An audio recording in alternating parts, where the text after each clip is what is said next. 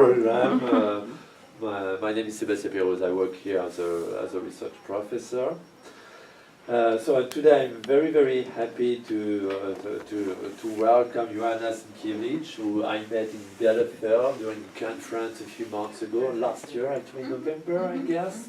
During a wonderful conference there. And so Joanna is a researcher. She's a PhD candidate at Bielefeld University. She's a member of the Center on Migration, Citizenship and Development, and she works on a project on transnationality and the unequal distribution of informal social protection at the Collaborative Research Center from Heterogeneity to Inequalities at Bielefeld University again.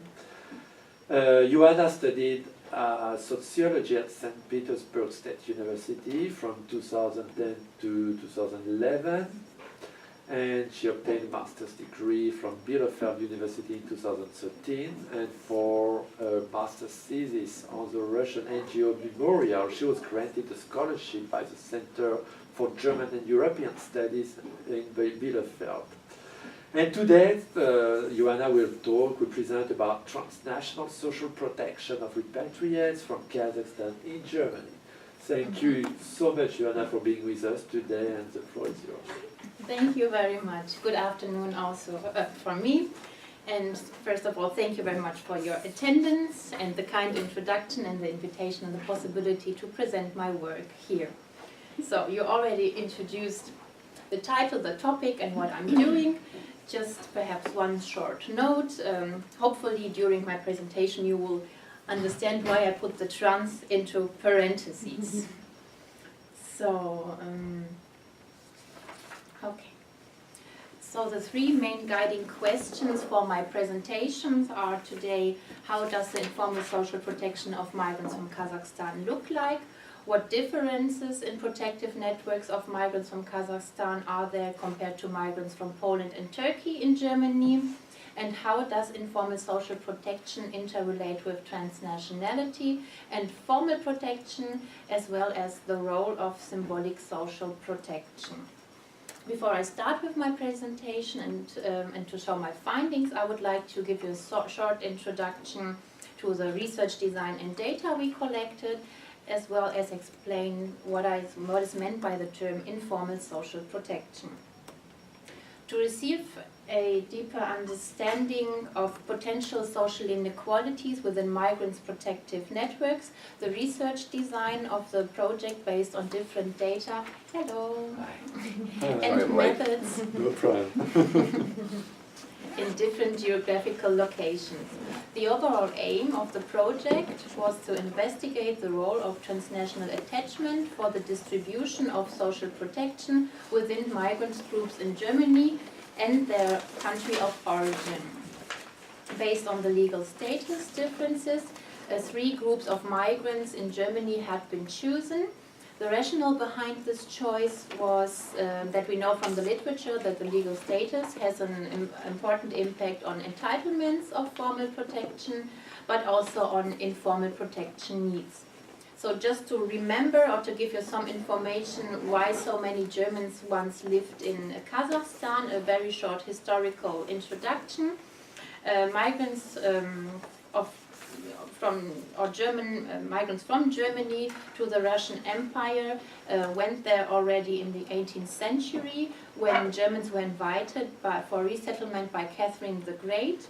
After a relative prosperous period in the 18th and 19th century, changes took place in the 20th century where first pogroms against Germans started and mass repression, forced work and deportations, mainly to Kazakhstan and Siberia, took place in 1941 and afterwards. In the late 20th century, it became possible for the majority of Germans in Kazakhstan, Kyrgyzstan and Russia to return to Germany. So migrants from Kazakhstan, who are mainly ethnic Germans and resettlers, have a privileged legal status because they received the German citizenship on arrival.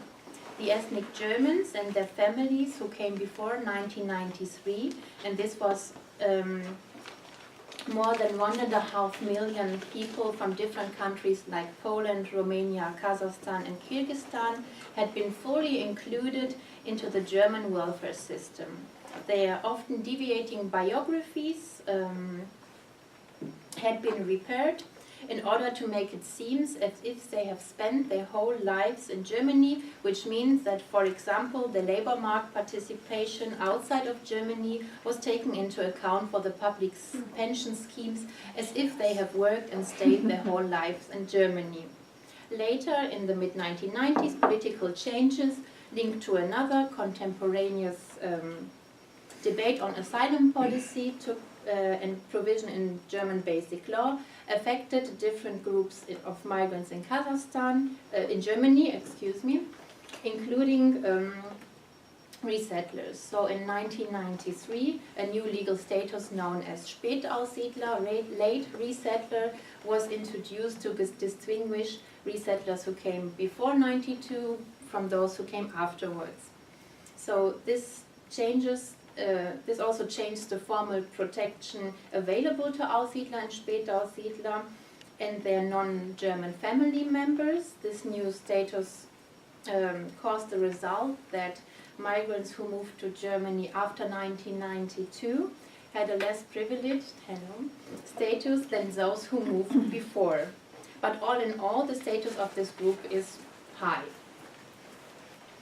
Another group with a more mixed, but also for many years now high legal status, are migrants from Poland who are EU citizens. Poland joined the European Union in 2004 and became fully included into the free labor mobility of the European Union in 2011. So many Polish resettlers who also came and are now do live in Germany had also been ethnic German. So this is more a mixed group. And the third group we have in our project are migrants from Turkey. This is the biggest group of immigrants in Germany, and until today 1.5 million of this population does not have the German citizenship, even though they are there in a third and second generation sometimes. So, the presented data description now applies respectively to all three migrant groups in our research design, but I will continue now to describe the Kazakh-German sample. So, in total we had 20 semi-structured interviews plus network data with migrants from Kazakhstan in Germany, and additionally for statistical social network analysis, also 18 participants were asked to answer just the network questionnaire, so that I have in total information about 100 egocentric networks of social protection. A special feature of our research design is the collaboration with researchers from migrants' countries of origin, and to collect also data from relatives and friends who stayed in the country of origin in a so-called matched sample. In this way, my collaboration partner from Almaty, Dr. Jelena Jurejevna Sadovskaya, who for sure may be known for you as an expert for migration in Kazakhstan, collected 10 interviews with contacts provided to her from the fieldwork in Germany.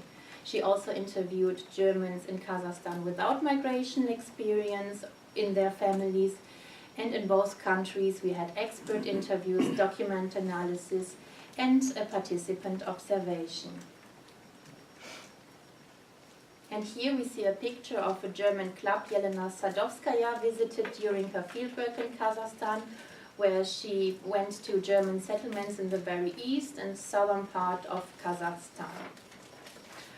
The rationale in the choice of our research design is to reflect methodological nationalism, essentialism, and researchers' positionality through a transnational research methodology with multi-sided and mixed methods research design. This includes the emigration and immigration countries, as well as involved the research teams located across borders.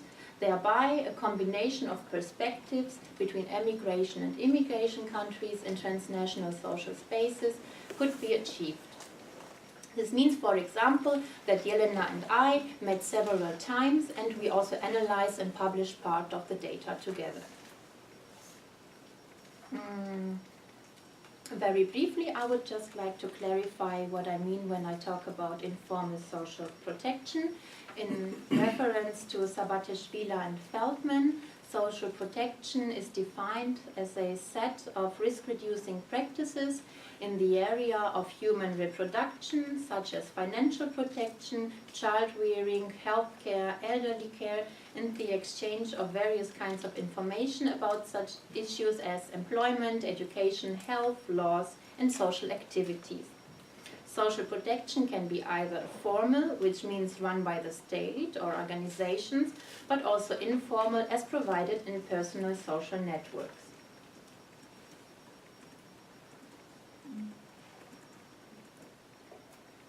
For the statistical analysis of social networks, we developed an operationalization of informal social protection in three main dimensions: information exchange, care, and financial support.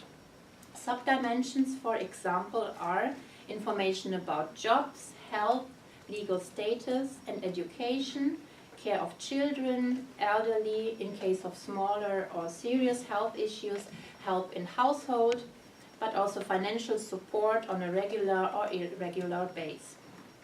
Our interviewees were asked to answer if they provided or received any kind of this protection to or from their significant others within the last year.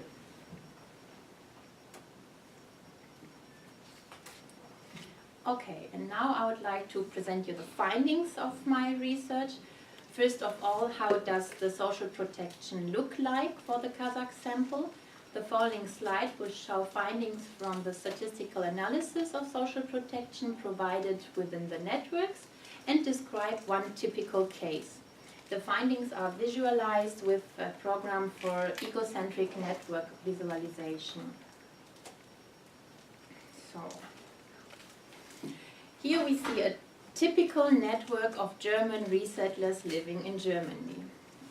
You can see the upper part is like people are located in Germany. The lower part in white would be if people would live in Kazakhstan. The ego, the person who answered the questions, in the middle, and then you have different information about the people in the networks as well as what is exchanged within this network and how important these people or the perception of the importance of those peoples in the network is.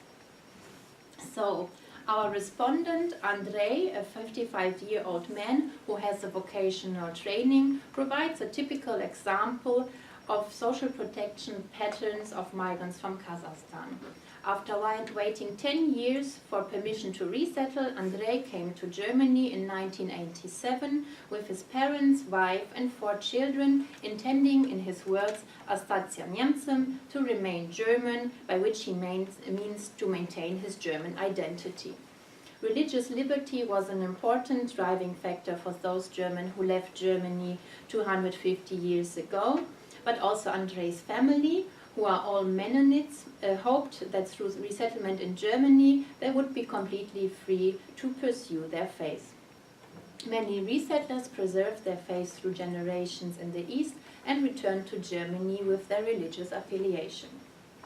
At first glance, Andrei's networks maps show that he has not mentioned any person to be relevant for his informal social protection who lives in Kazakhstan. This is quite usual for ethnic German resettlers. Those who migrated came with their whole families, even villages, to Germany, so there are almost no significant others left in Kazakhstan. Even if they were, most migrants do not define them as being important for their informal social protection. Our data shows that around every 10th mentioned person lives outside of Germany. By the way, to share a very practical experience from the fieldwork with you, this caused also kind of challenges for our research design, because sometimes it was really hard to get a contact from the interviewees in Germany in Kazakhstan. If some family members at all remained in Kazakhstan, they are predominantly well advanced in years now, and our contacts in Germany didn't want to bother them. So, but we found enough finally. In Andrei's case, only his brother-in-law, with whom he is still in regular contact, stayed in Kazakhstan. Although he is not mentioned as a significant other in Andrei's protective networks, he mentions him during the interviews. Andrei's protective ties are mostly within the family in Germany, but he also has friends in his networks from the church he's going to. I do not want to go now into details what every arrow here exactly means, but just to sum up, in these predominantly national networks, mostly different reciprocal exchange of care and information is prevalent. Interviewees answer that they assist often in moving, but they also care in minor health issues, they help in emergency or extraordinary situations. Information about different topics is also exchanged, mostly about health, but also about job opportunities sometimes. And in around 10% of all relation, money is exchanged, and this happens as far as this relation exists, more often across borders.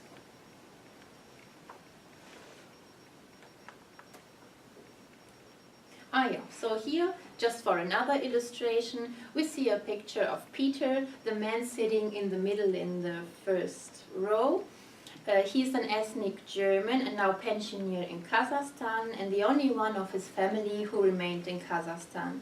During the field work, he provided this picture of his family to my cooperation partner, Jelena Sadovskaya, showing a time in the end 70s when they all used to live together in a small village in East Kazakhstan.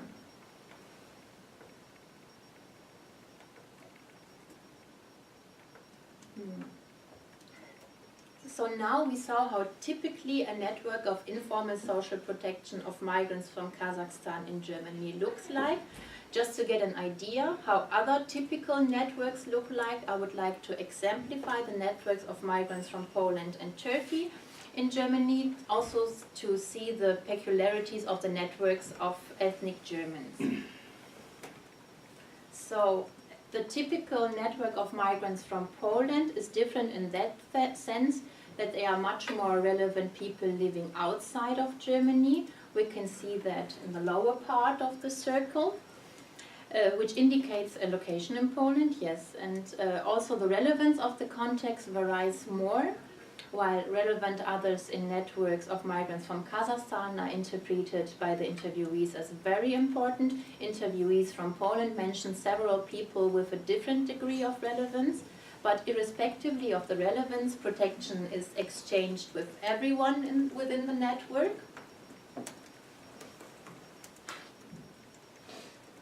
And the typical network of migrants from Turkey is a bit different. It is comparatively bigger and also consists of relevant others with whom no protection was exchanged within the last year.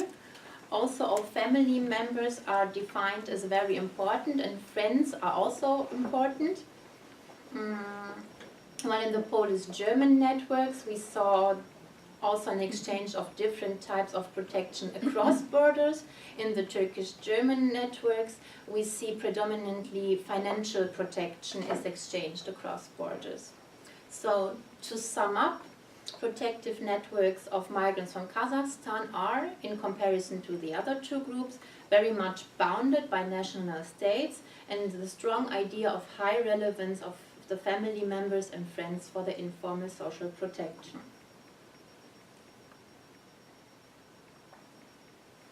The presented visualization of typical networks is a good starting point to describe informal social protection, but like every method, it draws our attention just to a certain relevant points and other remain open.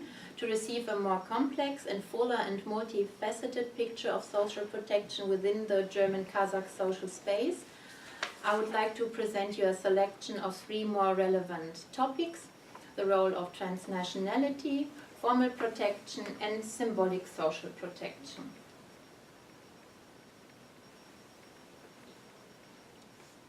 First of all, what do I mean when I speak about transnationality? The general idea is that a person can be more or less attached to two geographical regions which are located within two different national states. So one could say, following Thomas Feist, that transnationality is a continuum that ranges from a high to a low degree of cross-border activities. Understood in this way, transnationality becomes a personal attribute which might also vary within time, and it becomes possible to operationalize it for statistical analysis. Re-operationalized transnationality independence in transnationalism literature common cross-national practices, which are physical border crossing, media use, cross-border communication, membership in transnational organization, the use of mother tongue, dual citizenship, and the ratio of context in the country of origin to all contexts, also known as the homophily in social network analysis.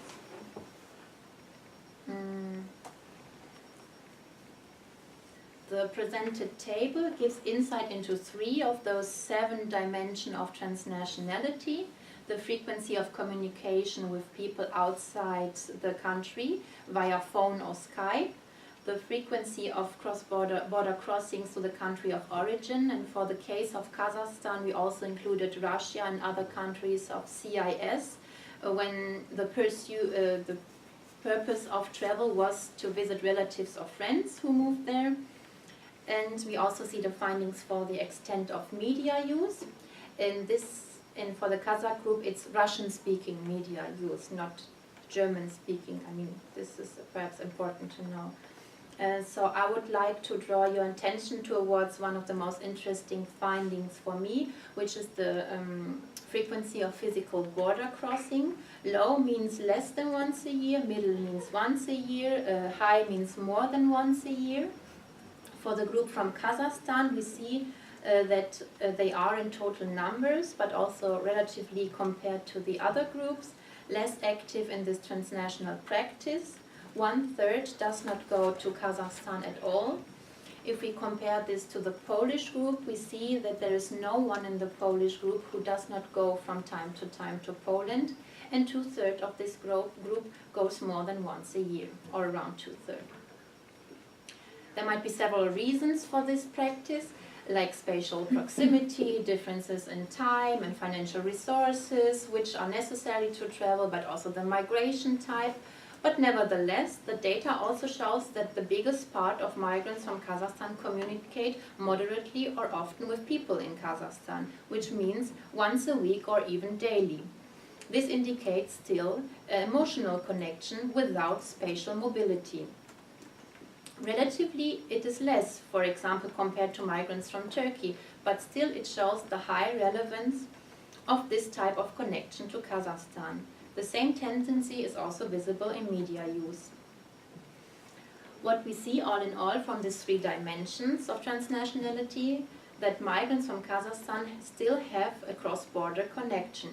Compared to the other groups under study, it is lower but more heterogeneous. This becomes visible in the next slide, where an index of the 7 in total items of transnationality have been calculated. The index ranges from 0 to 13. 0 indicates no transnationality, 13 a very high one. For the group of our 100 migrants from Kazakhstan, we see that they are very heterogeneous, and that in the distribution there is no clear tendency and no peak. There are some who are still kind of strongly transnational attached, but some also who are not attached at all. Bivariate analysis with this index provided and received protection showed that transnationality has a low but significant influence on exchange protection in the realms of information and care. The more transnational ones receive less care and information, but when we look on the findings for financial protection, we see that the transnational ones provide more financial support, especially across borders. So even though the prevalence of this protection pattern is compared to the others lower, it still shows an ongoing relevance of remittances from Germany to Kazakhstan. But the amount is not very high. So, a next insight into social protection and the access and usage of formal social protection the next insight is the usage of formal social protection. One cannot speak about informal social protection without including formal protection and vice versa into analysis. Especially migrants with different legal status have different entitlements and access to formal protection schemes. To cover these issues, we made document analysis and conducted expert interviews in all countries, and our analysis confirmed that the legal status has an important impact on the entitlements, which is no big surprise. But more surprising for me in the analysis of the qualitative data was that the lines between formal and informal seem to become more blurred in the Kazakh-German group. I would like to illustrate these findings with two quotes from my data. The first one was an interview with an elderly couple in Germany. The interviewee asked, "And please tell me, and here in Germany, if you suddenly need help, different type of help, when you get ill or you just need help, who do you turn to?" "Here," asked the man. "Yes, here, yes, in Germany, or there, it depends which kind of help." The woman asked, "So here, of course, everyone has an insurance. AOK, that's the name of the insurance company. And he has, I have, everyone has a family doctor." And the second quote by Victor is, "What do you do when you get ill, you get into hospital, or you need to find a job?" To find a job? You know, you cannot contact anyone here. There is the Arbeitsamt, the job center, which helps you to find a job. In both quotes, the interviewees spontaneously react that they ask institutions or professional workers for support when they get ill or want to find a job. This pattern was frequent for the ethnic German group, but never came up in other migrant groups from Poland or Turkey. They always answered that they search and address for help their personal networks members. So the interviews with the movers show that they are familiar with the variety of forms of formal social protection, and they started to use them immediately on arrival in Germany. In addition to informal social protection, access to formal protection services became an important form of protection against life risks. The evidence is proved by the interviews, but also by the social network analysis, where the interviewees listed workers from organizations in their networks charts as relevant persons for social protection. And this was also unique in the German Kazakh case. In the movers' perception of networks, people they have encountered, such as the job center employees or a Red Cross worker, are valued equally with relatives and friends in terms of social protection, and the workers had been defined as very important, meaning that they play an essential role. Another relevant topic which emerged from the multi-sided research and the analysis of the interviews from Germany and Kazakhstan in the matched sample is the role of symbolic social protection, which means a type of protection with a low material but high symbolic value. The astonishment about this different description and perception of informal social protection within multi-locally organized families caused my interest for this topic. During the fieldwork, there are some stories which remain in your head. For me, it was the story by Roman, a pensioner living in Germany, who explained how he supports his sister Tanya in Kazakhstan. She's the only family member who stayed in Kazakhstan. Roman said, To prepare the parcel for Christmas, I start already in September. I collect nuts in the forest, hazelnuts and walnuts in September and October. I also put in sweets and send it to Kazakhstan. There, this is too expensive, but here I don't have to pay for them, and I enjoy doing it. I wasn't expecting an ethnic German going to the forest every year collecting walnuts and hazelnuts and sending them in a parcel to Kazakhstan. My first thought was, what a really nice and kind gesture to give this additional, more luxurious goods to the sister in Kazakhstan. For sure, and this was my first idea, Tanya must be very happy to receive these gifts every year, and she must be kind of well off if the relatives decide to send her walnuts instead of other more basic protection goods. Luckily, Roman was willing to provide us the contact to Tanya, and she agreed to participate in our research. So after Yelena Sadovskaya returned from her fieldwork, I was very curious to know which role these nuts play for Tanya. To my surprise, he didn't mention it with a single word. But instead of, just excuse me please, instead of what we heard from Tanya is a very deep description of her precarious life circumstances in Kazakhstan. She lives under basic and hard circumstances as an agricultural worker. She asked her family members, who all migrated to Germany, except her children, her own children and husband, for help to buy a cow or for medical treatment. Tanya spoke also about her visits in Germany and what she saw there and how her relatives helped her. She is unsatisfied with the amount of financial protection, the type of protection she defines as the most important to her, coming from her relatives in Germany. She, like also many other interviewees who are connected with each other across borders, compares the life chances and formal protection opportunities in both countries. Tanya mentioned in her interview, "We live very poorly and can hardly share this fact with the relatives in Germany. They also say, oh, you know, our life is also hard. But I keep quiet. I saw it all, so I know. First, they can afford to eat fruit every day as a pensioner. Someone with a low and middle income can't afford this in Kazakhstan. And they also give medicine for free. That is a dream."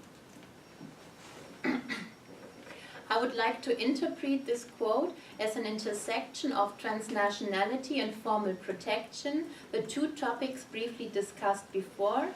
We see that the transnational ones, the attached ones, compare constantly between here and there, and not just, as often assumed in the literature, the mobile ones do it. Also the immobile ones, in our case Tanya, can be highly influenced by the migration of relatives and create through this passive migration experience and the transnational attachment multiple frames of comparisons, which can influence her own assessment of life chances. Inequalities in formal protection can cause also new inequalities in multi-locally organized families. Roman came to Germany because he of a very serious heart illness, of which he most probably would have died in Kazakhstan. Because he is an ethnic German, he could resettle in 2002, comparatively late, to Germany, where he received all necessary medical treatments to save his life.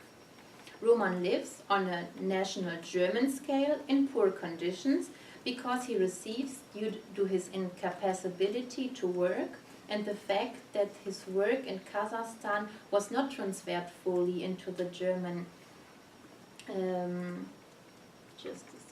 the German public pension scheme, a low amount of social benefits. His extended family, who lives in Germany, defines him as someone in need of informal social protection and supports him nationally in many ways. But through transnational comparisons, Roman turns in his own eyes and also in Tanya's eyes into someone who should, because of his inclusion into perceived better formal protection, protect the stayers in Kazakhstan. In particular, elderly or ill movers like Roman may not feel able to fulfill these expectations of being a powerful provider of social protection, for example, through sending money. This may also cause, this might also be caused because they left or sold their properties in Kazakhstan and often did not have the possibility to accumulate more financial resources in their host country because of a shorter performance at the labor market. But to show their attachment and to fulfill their expectations, they send small amounts of monies or emotional support, or as presented here, symbolic protection in forms of parcels as a strategy to maintain the importance of the transnational ties. The strategy has a high symbolic meaning, but with its low material value, it does not substantially increase perceived life chances. But it reveals transnational social inequalities in social protection and individual strategies to cope with them.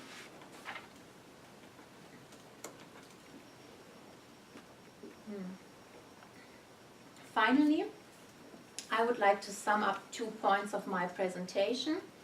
First of all, the multi-methods and multi-sided research allows to gain insights to complex migration processes and social inequalities. The combination of different approaches is a benefit in describing and understanding transnational social protection. The concentric circle visualization through network analysis gave a general overview how resettlers networks typically look like. There is no relevant connection for informal social protection to relatives in Kazakhstan. If we have just looked at this in this way, with this description, then social protection of resettlers in Germany would have to be called just a national one, which is characterized by formal and informal social protection practices. But this is just one side of the coin, and the findings from the other analysis reveal why we should still talk about transnational social protection.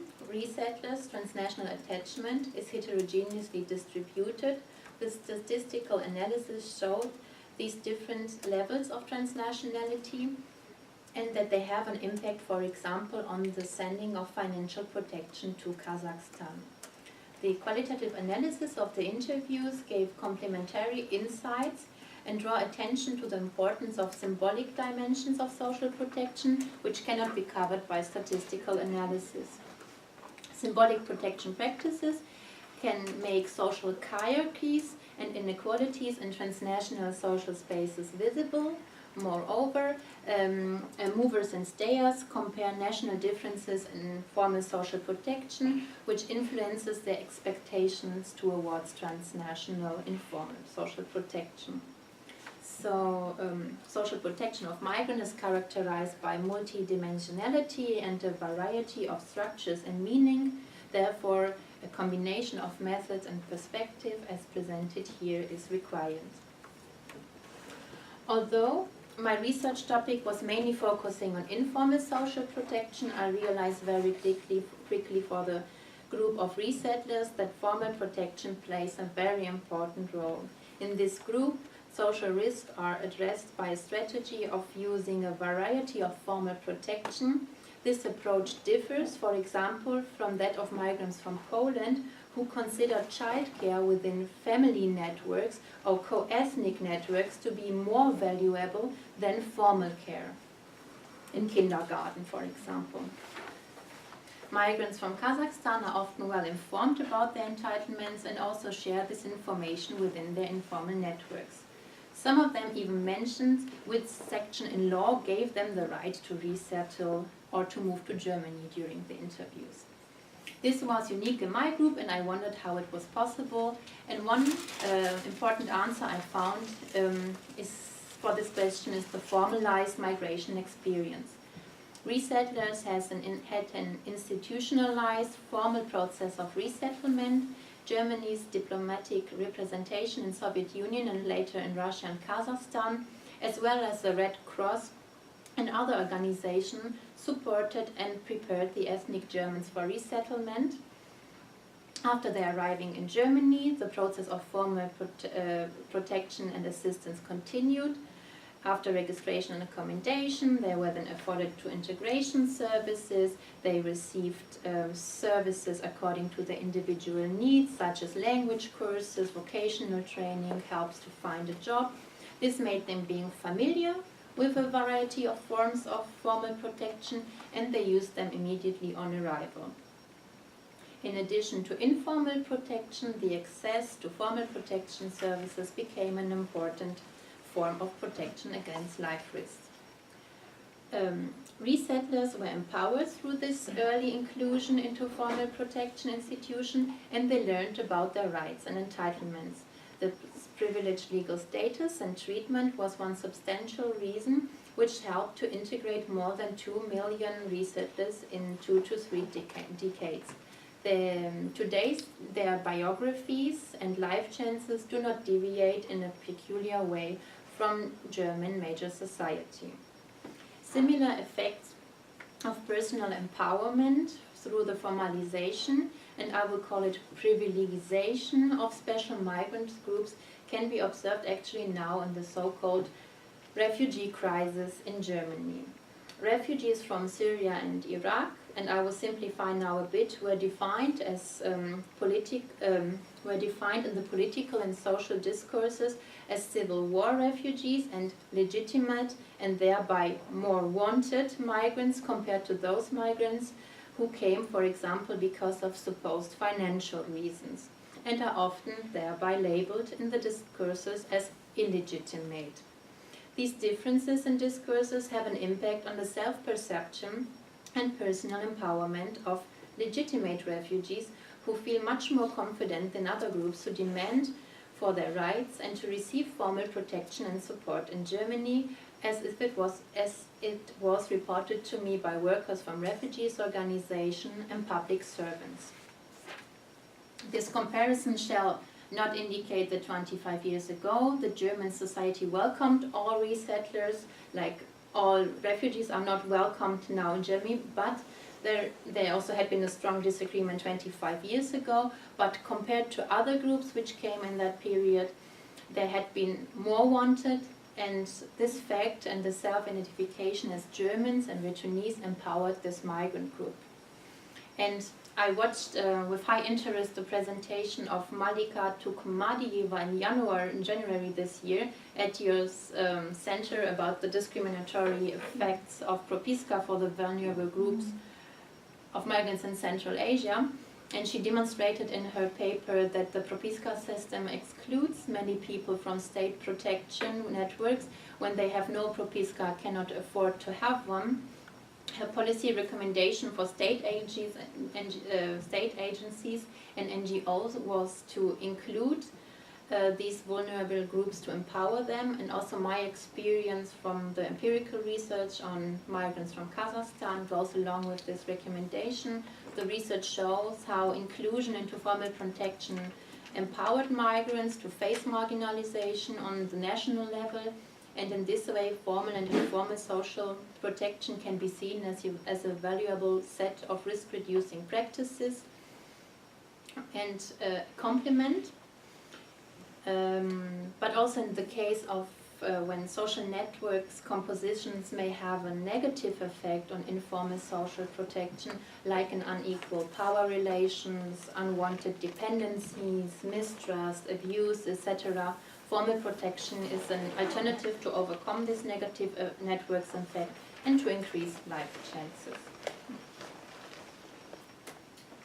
So if you should have further interest in the findings presented here, but also generally about the project and the methodology and the theories behind, I would like to recommend you a special issue edited by our research team in 2012 in Population, Space and Place, in cooperation also with our local partners from Kazakhstan, Poland and Turkey. And now thank you very much for your attention, and I'm looking forward to questions and comments. Thank you. Thank you very much, Joanna. Thank you very very much for this very impressive study. And I mean, all the more that working on Central Asia, we usually have a lot of information on Central Asia, a lot of information on Central Asian migrants going to Russia, or even on Russians going to, Russians from Central Asia going to Russia. But we have actually very few information on what's happening to people, Central Asian, especially here, Germans, who have gone to Germany. So I'm sure we'll have questions. At least I have some. Bill, yeah. Well, I found this very interesting. I had lived in Germany and I've worked with Kazakhstan for a long time. But I wanted to ask first, you alluded to this a little bit, whether in the receptivity to the Germans coming back from Kazakhstan in Germany, whether there was a noticeable distinction between the Westies and the Aussies, let's put it this way. And related to that was sort of, how were they resettled? Did they get to choose where they wanted to live? Was there an assignment process? And I guess the other part of this is, was this delivery of services and of the social protections that you described done by federal and land governments, or was it delivered primarily by local land governments and whatnot, or federal programs delivered by the land? I was wondering, were there differences between the land areas? Yes, thank you very much. I have one more question, which is, I'll just throw that out since okay, I've so I'm gotten going here. to You start can pick and choose here. But What about intermarriage with Kazakhs and Germans? how it was and how it is now, Was there more stay behind in Kazakhstan, but because people had married with Kazakh families and so forth, and those that didn't were more likely to come out? I will start with the second one because you already started to give the answer. Yeah. Yes, this is also one thing we also saw in the interviews when we asked the people, why did you not migrate? I mean, you could migrate, you had the possibility and you did not take it. This was one reason, because of this intermarriages to people who first didn't want or couldn't migrate for several reasons, like responsibilities to the families of the Kazakh partner, also and so forth. But also later, after '93, when Germany changed the law, it became much harder for them also to come to Germany. So there are people, but mostly because also the main part of resettlers came before '93. If they wanted to migrate, they took the Kazakh or Russian or Polish husband or wife with them, and it was not a big problem. Also to take the children, like if it was not your own child, but from your partner, and your partner was like, let's say, Kazakh, it doesn't also play a role. You could do that before '93, but after '93 it became more complicated.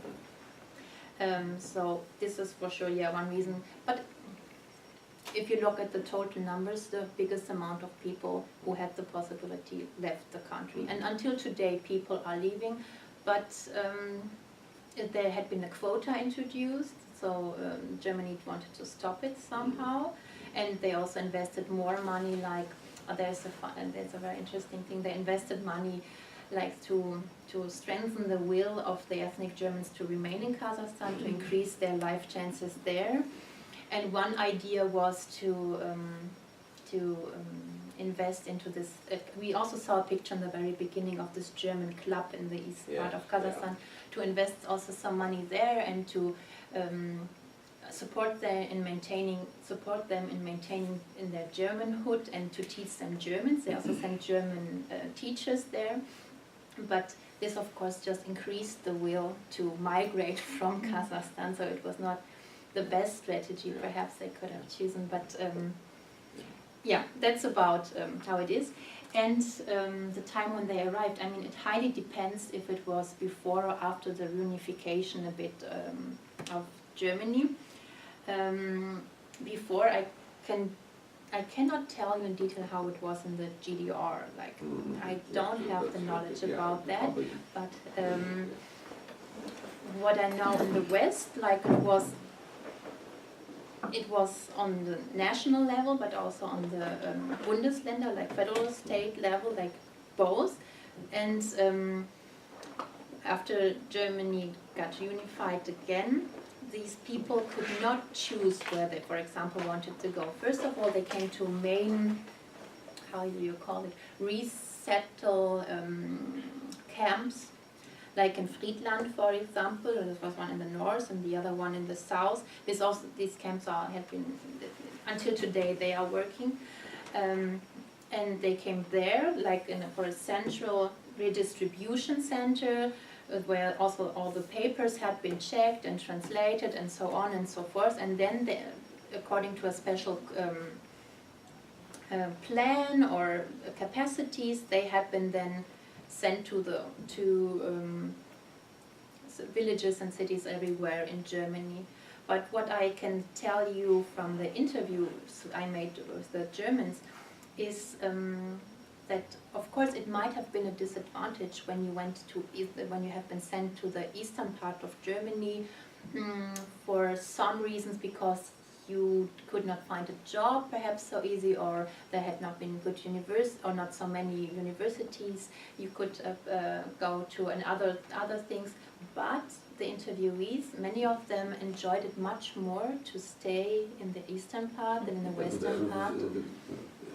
Similar points of reference. Yes, yeah, some spoke Russian, I mean this was helpful, but also the mentality of the people. This is what people say, we felt much more included into the society in the East. We went to choirs and so on than we do. And I didn't tell you, my interviewees were all from the Bundesland, the federal state where I live, North Rhine-Westphalia. This is in the west of Germany, but still we had some people who moved then from the east to Bielefeld, where I live, or the cities around, because they had already some of their family members had been resettled there, and then when they could choose where they want to live, they went there. But some are regretting this. They preferred that they stayed in eastern part of Germany. Yeah. And but there wasn't any real noticeable difference. I was trying to distinguish between the federal services and the state level services. And no. Just perhaps more in details than how it finally looked like. But the different the states, Länder, didn't have different policies on the way they dealt with these people. As far as I know, this was not, we call it Ländersache. It was not the duty of the federal states. Okay, it was from the top. Yeah, It was from on a national level. So they gave. They decided how it should look like, and Thank you. Thank you. Yeah. Do you have, that's really very fascinating, do you have the feeling that they were sharing a kind of identity of being German, not only German from Kazakhstan, but German from the Soviet world, in the sense that they would also develop connection with German who were somewhere else in Russia, or German who were in Uzbekistan, that just the fact that they were Russian speaking was enough to create something, a link, and that Kazakhstan was maybe not so important. I wonder, because the big parallel to make is of course with Israel and the number of Russians or former Soviet citizens living in Israel. And there you really see that in fact the republic you are coming from doesn't really matter. It matters you come from the former Soviet Union, and it's seen as one big block, and you are all watching the same kind of Russian speaking TV that are done for former Soviet citizens. So if you are a Jew coming from Kazakhstan, that doesn't really matter compared if you are a Jew coming from Russia. But I wonder how for the German you still have this Soviet identity, or if it's really a Kazakhstani one.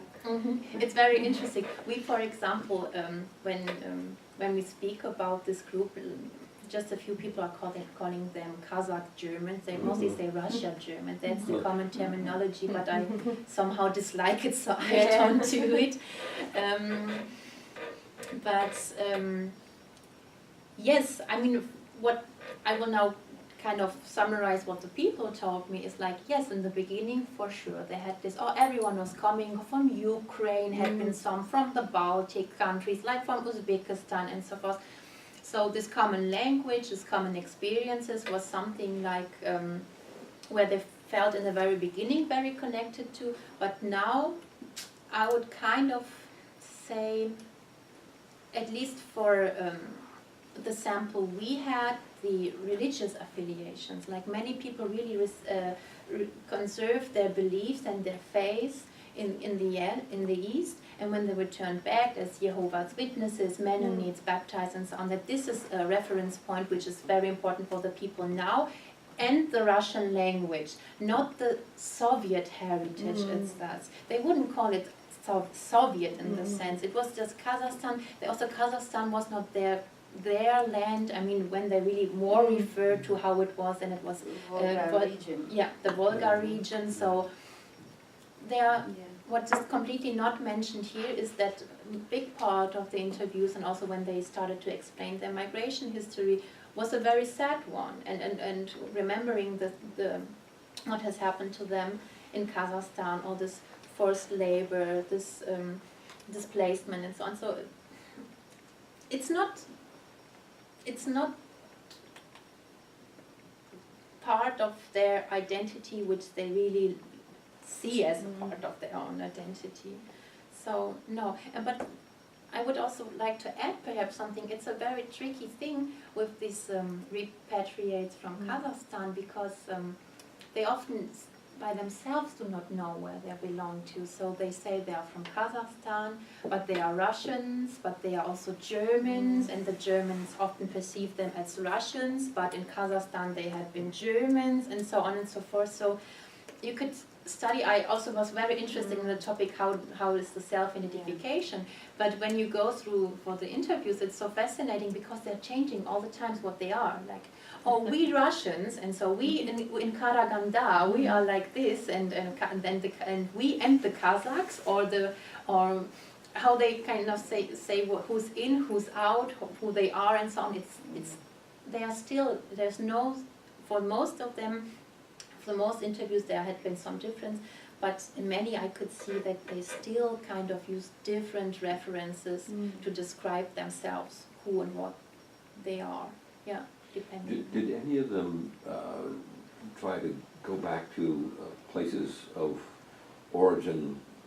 Did they have enough family lineage to trace back? And I mean, you mentioned Mennonite, for example. Did anybody try and go back to areas where Mennonites lived in Germany? Kind of exactly that kind of question. Can they trace roots thing? Yeah, can they trace the family history and say we arrived? Do they know when the family arrived in the Volga region, and then do they know where it was coming from? Yeah. Where in Russia? And can we say we arrived really end of 18th century, or we arrived during 19th century, or it's this kind of knowledge is lost? They cannot trace it like 250 years ago. Sometimes they know that, many of them has been from the northwestern part, so they know they lived somewhere close to the North Sea. But no, they really don't trace it. They can trace the movement of the last 100 years, like, we first have been in close somewhere in Caucasia, then we went from Caucasia like to the Volga region, and then we had been deported. This is, but not really 200 years. This is knowledge which got lost somehow on the way.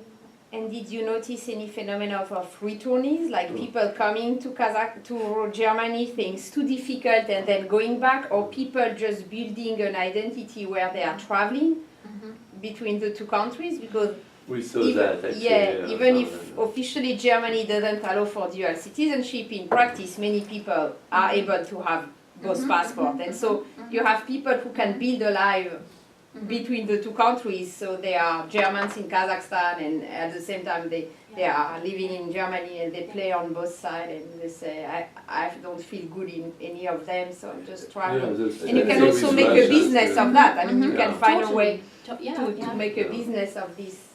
In our case, just as this is something different, we had like from 100 people, 7 had a dual citizenship. This was the only, but it's not so much spread as in the Polish case, for example, where really many people have a dual citizenship. That's a good number, knowing it's more or less. Yeah, now it's there, but who knew that 20 years ago? So, yes, you can see it, and there's also some research about that, because then after 15, 20 years, some people kind of did not feel that comfortable, they did not arrive, kind of didn't feel integrated and decided to return back. This is one part. But also another part is like businessmen, like people who use this knowledge about the regions, about also some networks they had, and who go back and forth for business. Like for example, I hope I did not say it wrong now. We have a big supermarket in Germany, all over Germany, with Russian and Uzbek and Kyrgyz products you can buy there. And this is run by a resettler from Kazakhstan who then used his connections to trade, to bring these goods to Germany and establish this kind of many shops selling Russian and Turkish and Tatar and I don't know, food in Germany. I was struck by something you said about the distinguishing the Germans from the Turks and the Poles in their behavior in seeking services. That the Germans tended to go to, this may not have been your word, but they tended to go to institutions, whereas the Poles and the Turks tended to go to people. Yeah. And I'm wondering if you have any hypotheses as to why that might have been the case. Was there anything? Yeah. I mean, just to once again say they tend to do it. Of course, also the people, the ethnic Germans, they consider informal protection also as very important. Yeah. We should not forget that. And of course, also migrants from Turkey and Poland use formal protection in Germany. I would say something really wrong if I'd say it's not the case. But you still see these differences as you described it. And my interpretation is like really this formalized, well-organized resettlement. That when you come somewhere and someone is explaining you from the beginning what your rights are. I mean, seriously, in the interviews they were telling me like, you know, we came here by this and that, zakon, and a paragraph. And I said, I first did not. And they knew exactly if it was 6.1 or 6.2. But my mom, she came with 6.3 or something like this. They were so aware of that. And it does not, I mean, we haven't seen that in the Polish and Turkish group. So this is kind of, at least my hypothesis, I would say, because of their knowledge, their empowerment they gathered through this institutionalized migration and resettled progress. And it started with the Red Cross, who was very active in the 80s, beginning 90s, also in Kazakhstan, Kyrgyzstan, to prepare them. Also the embassies and so on and so forth supported them. They came then to the main camps in Germany. So it was from the very beginning very organized and structuralized. And this is my interpretation. I cannot explain it in a different way. And of course, perhaps, no, I don't know. No, but that makes sense, I think. Yeah. I mean, because also Polish and Turkish migrants are kind of not organized migration. You come for work, and therefore you rely on informal network that will help you integrate. Because you come, it's a work. Keep your profile low. Yeah, it's a work migration, exactly. Yeah. So you come because you have the network that will help you integrate. While if you are coming from Kazakhstan, you can just move knowing no one and nothing, just because the state provides you the structure to come. So that makes sense. And even if we had these ethnic German groups also in the Polish, from Poland coming to Germany, they had not been supported during that time when they lived in Poland. They received also a lot of support when on their arrival in Germany, but beforehand no one was supporting them. I mean, they have been they tried to stop the people to migrate, not to go to Germany. So. And in terms of social protection and informal social protection and networks, what kind of role play the churches, or do they play a role? I mean, in Kazakhstan, in the 1990s and the 2000s, you mentioned the Mennonite, but also I remember the Lutheran Church or Baptist Church or Adventist, and actually there were very few Mennonites left. In Kazakhstan, there were, of course, some places for religious services, but in some way, in a very modest way, churches were a place for people to find some support or some advice to migrate. And so I was wondering if once they are in Germany, if these Germans from Kazakhstan were recreating their churches, church communities, and trying to recreate these networks they had through these churches when they were in Kazakhstan. They recreated as, like, for example, Jehovah's Witnesses who came. They had been already Jehovah's You mean Witnesses in specific Germany. Jehovah's Witnesses networks from Kazakhstan were recreating them, really? Or Yes, they were not absorbed by other networks in Germany already They placed were there? kind of integrated Okay. because they had been already a German one. Okay. But then, for example, they had some meetings just in German, but they introduced then Russian-speaking meetings or something like Okay. this. So this was kind of incorporated. I mean, Jehovah's Witnesses are really the network structures around the globe. are Yeah, really that's good why in this I was case, wondering if it was... In the Mennonite case, they kind of found some structure which they could adapt to, but also created new ones. And then through these new established ones, it also kind of then went back to Kazakhstan, where they also then collected, for example, money in Germany to build new or to maintain special churches, churches in Kazakhstan. So they partly built some new, created news, and then reconnected them to Kazakhstan, and they have sometimes exchanges and so on and so forth. This exists. But this is really something important. The church is, for at least the people we interviewed, is really a very important community which also provides a lot of protection, and in their perception it's very important. Yeah. Okay. More question? All right, so thank you so much, Joanna, for this wonderful presentation, and again, we have a topic on which very few people are able to talk, so thank you so much for coming today to talk to us. Thank you very much.